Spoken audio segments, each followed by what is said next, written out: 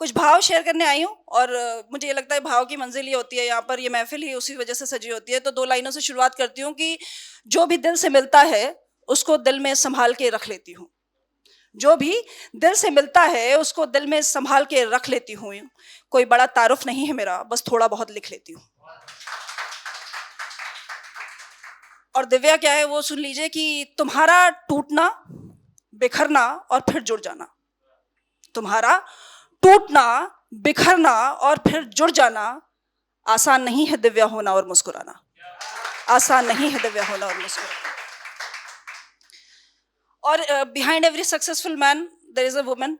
इसका हिंदी रूपांतर है कि जिन सिकंदरों के फलसफे हैं मशहूर, जिन सिकंदरों के फलसफे हैं मशहूर, हमने उन्हें सिकंदर बनाया है।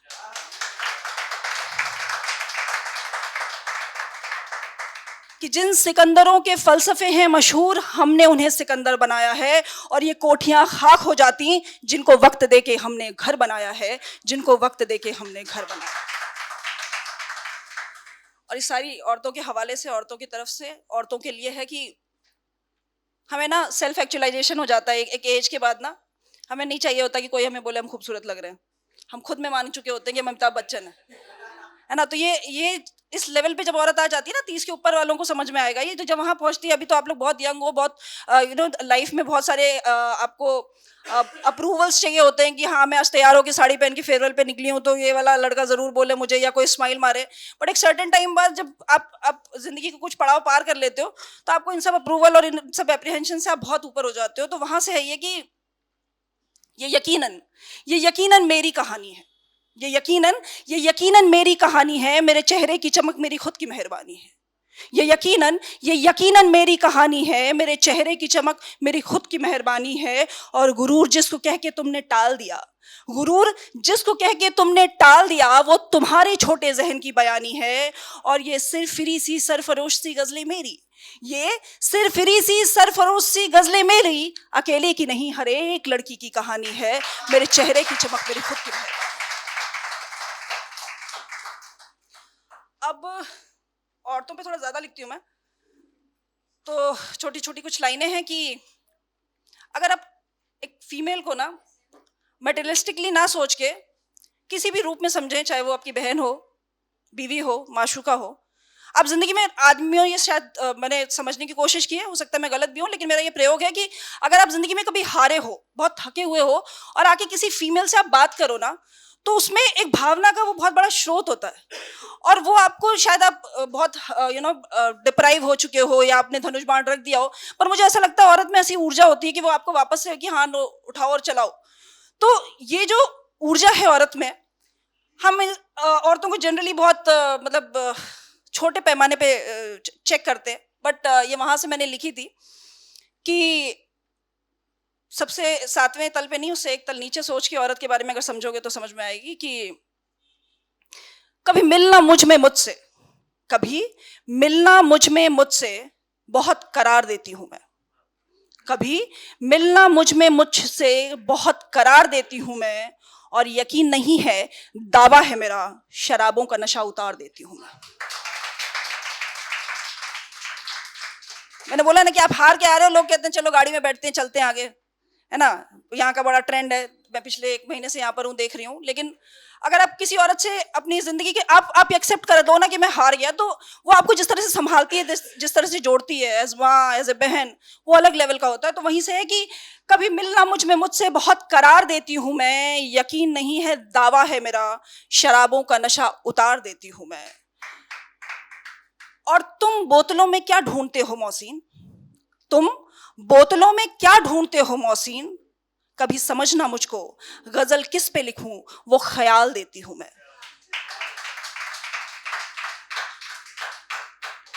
और लड़कियां समझ में नहीं आती, फेवरेट डायलॉग है तो उस पे है कि मुझको महज पहेली समझ के उलझो ना मुझ में यूं, मुझको महज पहेली समझ कर उलझो ना मुझ में यूं, औरत हूं लड़खड़ाते कदम संभाल लेती हूं मैं। कभी मिलना मुझ में मुझसे बहुत करार देती हूं मैं। और एक नारी शक्ति पढ़ देती हूं मैं। मैंने आपको जैसे बोला कि we are celebration in our self, and हम इंटरनेशनल वुमेन्स डे ये सब जो मनाने लगे, मेरे हिसाब से हम खुद में एक जश्न है और हर दिन मनाए जाने वाले जश्न है, और ये हर एक फीमेल को खुद से समझना चाहिए। और जिस दिन ये औरत समझ गई ना, हर एक, कुछ बोल रहे आप, हाँ, अगर ये समझ गई तो हमारी जीवन भी बहुत आसान हो जाता है, और हमारे जो अंदर का स्पार्क होता है ना, वो और ज्यादा निखर के आता है। तो वहां से है कि दिवस नहीं, मैं तेरी शक्ति पे एक सदी लिखना चाहती हूँ। दिवस नहीं, मैं तेरी शक्ति पे एक सदी लिखना चाहती हूँ। ए नारी, मैं तुझको शत शत नमन करना चाहती हूँ। दिवस नहीं, मैं तेरी शक्ति पे एक सदी लिखना चाहती हूँ। ए नारी, मैं तुझको शत शत नमन करना चाहती हूँ। और दुनिया क्या समझेगी हमको, हम दुनिया को क्या समझाएं?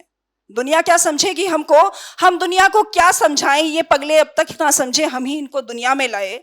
दिवस नहीं, मैं तेरी शक्ति पे एक सदी लिखना चाहती हूँ। ए नारी, मैं तुझको शत शत नमन करना चाहती हूँ।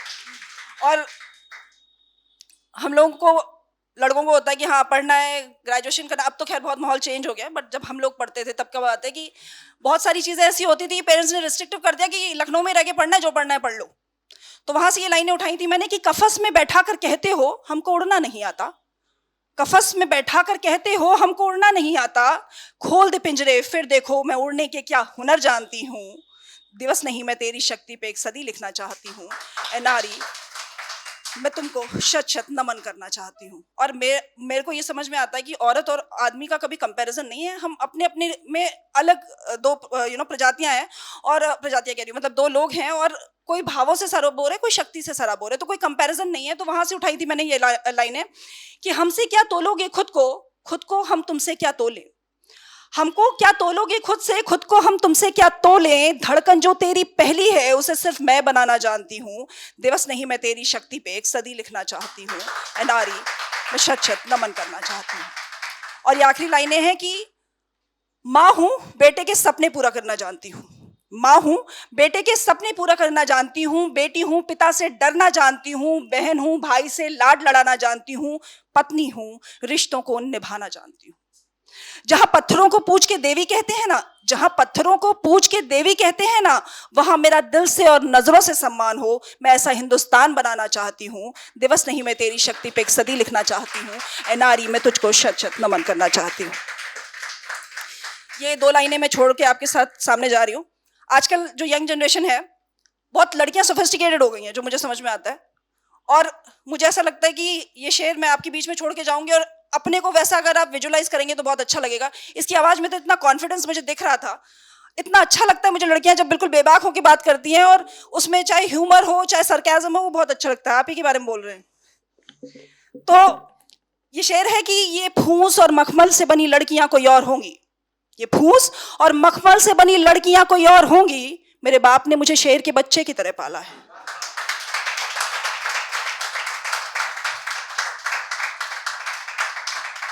कि आईफोन ले लिया, कपड़े अच्छे पहन लिए, मॉलों में घूम रही हैं, तो वहां से कि सबसे अच्छी लड़की वही होगी जो ये ऑटो पकड़ के यहाँ लखनऊ की जिसने खाक छानी होगी, आप उससे कभी कुछ पूछिए तो उसे ज्यादा पता होगा।